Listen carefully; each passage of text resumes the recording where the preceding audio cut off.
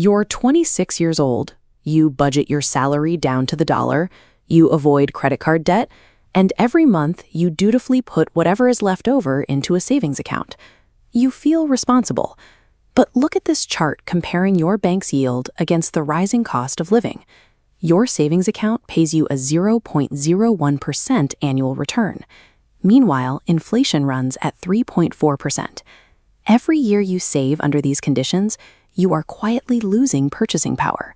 You are managing the controlled erosion of your own financial position while calling it discipline. This is the visible mechanism. It's the standard financial advice fed to the public, a strategy of risk avoidance calibrated to produce median outcomes. By strictly following these instructions, you think you're securing your future.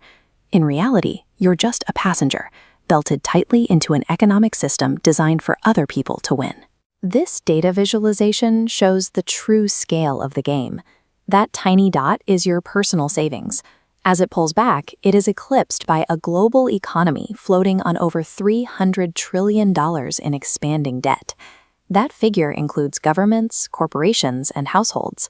In developed nations, the public debt to GDP ratio has climbed back to levels seen in 1945, at the end of World War II. Which raises a question. Why are you encouraged to save your pennies, while governments, massive corporations, and elites run almost entirely on compounded borrowing? Massive debt functions as the underlying engine that keeps the modern economy moving. Imagine if everyone perfectly followed the rules and stopped borrowing. Spending would plummet, corporate revenues would dry up, and the global machine would grind to a halt. Debt serves as a time machine, pulling future money into the present to artificially speed up consumption, job creation, and corporate expansion. When a government needs to fund operations, it issues bonds to private investors for immediate capital. Notice the balance sheet. The government's negative balance, their red ink, flows across the ledger, becoming the exact asset held by the bond buyer. A public deficit creates a private surplus.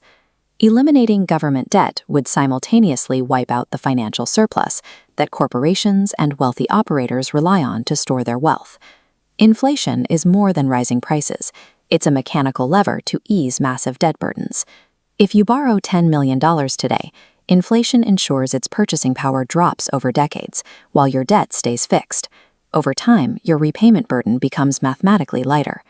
That same force that slowly dissolves your savings account works in reverse for the heavily indebted, rewarding those who use leverage to acquire appreciating assets.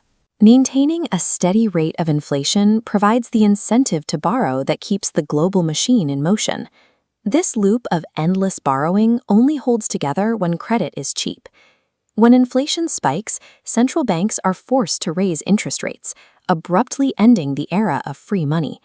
That exposes borrowers to the Bond Vigilantes, massive institutional investors who will ruthlessly dump a nation's debt if they lose faith in its fiscal responsibility. In 2022, political missteps in the UK triggered an immediate sell-off in their bond market, nearly causing the collapse of their pension system. When the sovereign bond market breaks, the damage hits average households instantly through soaring mortgage costs and systemic instability. Look at the center of the global financial system. The United States federal government spent $880 billion last year just on debt interest, more than it spends on its military. For decades, the strategy was to issue new debt to pay for the old. But applying that playbook in an environment of high interest rates creates a compounding pressure that is mathematically unsustainable. You are a small gear inside this $300 trillion machine, governed by the invisible math of leverage, inflation, and duration. Wealthy operators own assets that earn while they sleep, while the working class holds wages that inflation slowly dissolves. Financial ignorance provides a structural advantage to those who already control capital. Understanding the actual mechanism is the only way to move beyond managing the erosion of your own wealth.